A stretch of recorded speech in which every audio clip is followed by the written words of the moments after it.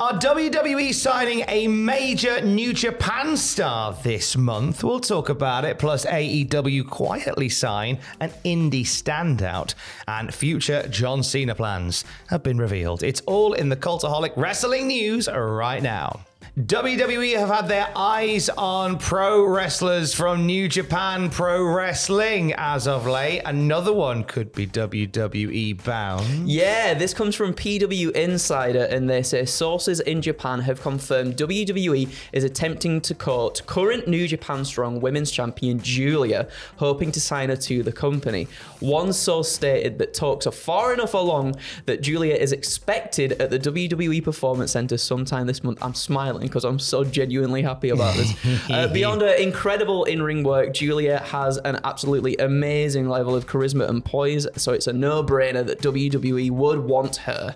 To state losing her would be a massive blow to Stardom. That's absolutely an understatement. The long-held belief was that once Mercedes Moné returned from injury, Julia's title win would have set the stage for a showdown between the two, but whether that match gets to take place under a New Japan banner remains to be seen. PW Insider breaking that one to us today. So who is Julia? Obviously, Andrew, you're very aware of him. We're very aware of the work that Julia does, but yes.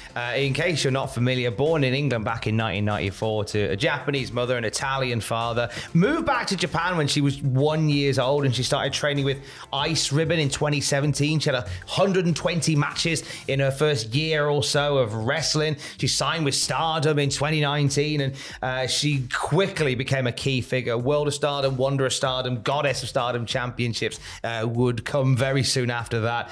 Part of Donna Del Mondo, the faction alongside Tekla and Mai Sakura. And then she won the New Japan Strong Women's title from Willow Nightingale back in the summer. And she's since defended it on Stardom events and at Impact's Multiverse event as well over the summer.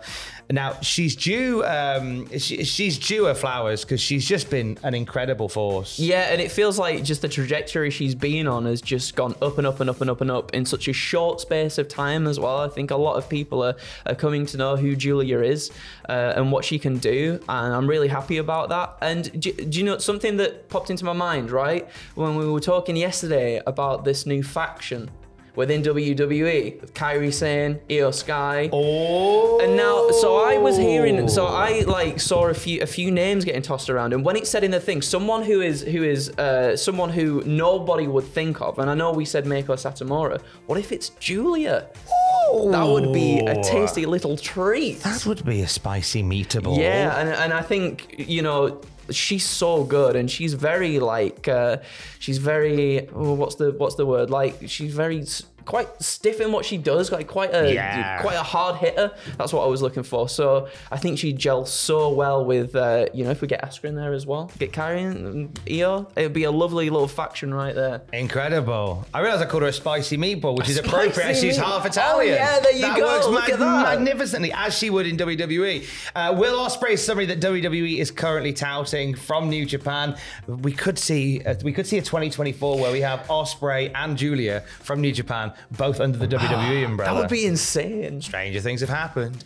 Julia is set to defend the New Japan Strong Women's title against Ring of Honor standout Trish Adora. And Trish Adora joins us on the Cultaholic podcast feed tomorrow morning to talk about that and, amongst other things, her incredible title reign as Pan-African Diaspora Women's World Champion, which was capped at something well over 1,100 days as World Champion. Eat that, Roman Reigns. Excited to chat to Trish Adora. You'll hear it on the podcast feed tomorrow morning. On the YouTube channel right now, I don't know whether this is a harbinger for anything, 10 wrestlers who regret going to other promotions. Oh dear. That's a list that we dropped yesterday. Completely and 100% unrelated to the stuff we talked about today. We'll plug it there. It's funny. So sometimes when you move across to another show, it doesn't quite go according to plan. We look at 10 times where it didn't on the YouTube channel for you right now. Let's go to AEW, where on the quiet, they have signed somebody that was really making waves on the indie scene. Yeah, so this comes from Fightful Select, and they say top indie prospect Megan Bane, who's been under AEW contract for months, although she hasn't been on television in the company in months. Now, Bane instead was sent by AEW to work in Stardom months ago and has been refining her work there. As of this summer, we're told that there have been no significant creative plans for her within AEW. The 25-year-old Bane has also made appearances in Impact Wrestling in the past, and Bane was featured heavily on AEW Dark and Dark Elevation before both shows were cancelled. Currently, there's no creative plans for Bane on AEW TV. So who is Megan Bane? Well, she cut her teeth in OVW back in 2017. She became OVW Women's Champion for a spell. She was a regular with Beyond Wrestling and Northeast Wrestling, and she got noticed by AEW, which led to the aforementioned appearances on Dark and Dark Elevation, and I think Rampage maybe as well. And then she joined Stardom in July and is set to compete in the Goddesses of Stardom Tag League. She is an imposing presence on that Stardom roster. Oh yeah, because she like her build. Not that she's like huge or anything like that, but her build, she feels like a powerhouse. Yeah. I remember, I think there's a match on YouTube between her and Willow Nightingale, and she's just picking up Willow like nobody's business, slamming her about. So impressed, but she's got like aerial skills as well. She does. There's a great clip that stood the rounds of Megan Bane where she hits a doomsday device. But flies with such grace. I was captivated by the way that she leapt off the top rope, and then as all aerial wrestlers do, just picked her up and F5'd her afterwards. It's because of the wings on her boots. I think is, she calls her like Megasis or something, like Megasis. Pegasus, but Megasis. Yeah, she looks incredible. She's got a great look to her as well, with her ring gear and everything too. I think there's a lot to sort of to be had within Megan Bane, and hopefully AEW can capitalize on it. It's a different approach as well to sort of send her off to Stardom to work there, because if you're going to learn the right processes and stuff, you're going to do it in Stardom. Like absolutely. In one to watch, intrigued to pop a pin in Megan Bane, not literally because that'd be really mean, but metaphorically pop a pin in. Dynamite coming up. I think next week this is happening. We're getting an 8-man street fight featuring Paul White. Hamburg. Love his new music. It's great. So he's teaming up with the Golden Jets and Kota Ibushi to face the Don Callis lot. And this apparently the AEW making a bit of money off this one. Yeah, so this comes from Fightful Select also, and they say, as mentioned, there is a significant sponsorship involvement planned for the Chris Jericho, Kenny Omega, Paul White and Kota Ibushi tag team match. We're told that content was filmed to promote it. We've learned that it is with Sega. Sega! Run in by Sonic the Hedgehog, you cowards! Well, I think it's probably to do with the fact that there's a new installment in the Like a Dragon series and the Yakuza series. I think it's Like a Dragon,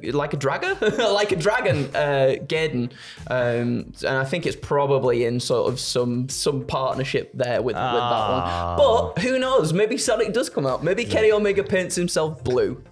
And goes fast. What if Kenny Omega gets taken out and they're like, they're short a person. Yeah. They're short somebody. Can someone from the back come out and help them? Daytona! It's the Daytona car! It's Dave Toner! He's back! You could have, do you know what? Paul White would make a perfect Dr. Robotnik. You would put a fake mustache on him. Oh my God! He would look so good, Eggman. It would be so perfect. I like it. Dr. Eggman. Paint Kenny blue. Yes. Paint Kenny blue. Give Karabushi two tails. Yeah, Chris Jericho can be Knuckles. Or Amy. We'll have him as Amy. Yes. And he can turn his bat into the big hammer. It's the big hammer. Yeah. Oh, we were the wrong people to have this story with. Really, writes itself. It writes itself. It does write itself. We move from nights into dreams into future plans. For John Cena, he got beaten up by Solo Sikoa at Crown Jewel, which was good to see. According to Justin Barrasso, his time is up. His time is not now. Sports Illustrated saying it appears that John Cena is finished with WWE for now. Cena is expected to return at WrestleMania 40 in some capacity. Whatever that means, whether that means he will wrestle in a match is unconfirmed, especially if he's engaged in a new film. he was very honest about all of this in numerous press conferences. I think in the last one where he said that like my return is based on the SAG-AFTRA strike, and once everything gets back to normal, then I gotta go because I've got a movie to work on and people are depending on me. And he also went on to say like I can't do both. Like I can either be a wrestler or be an actor, and I couldn't. I don't want to put people at risk by doing both at the same time. Yeah, of course. So it would depend completely on where he is. I guess that's kind of why we had that match with Sakura at Crown Jewel. I guess it can, because we thought that'd be something we get at Mania. Yeah, and you know, obviously for a little while as sort of this states, we didn't really know if because of the strikes it was going to continue a little bit further than Crown Jewel or not. I mean, it definitively, I think Crown Jewel definitely showed that he's probably off for a little bit now, and doing some acting stuff. Yeah, but I guess there is a sort of door semi-open should they want to. If they can find a reason to have John Cena at WrestleMania 40, then they will. Just everybody cornering the Bloodline and Roman Reigns. Yeah, maybe. So I don't know. Maybe not that. But I mean, it's WrestleMania, and it's an even numbered WrestleMania. It's number 40, so it feels like a big one to bring him back for. That seems like the right time. It seems like an even number 40. Finish it there. We'll have more wrestling news throughout the day at cultaholic.com. Keys. I love you. Bye. Daytona.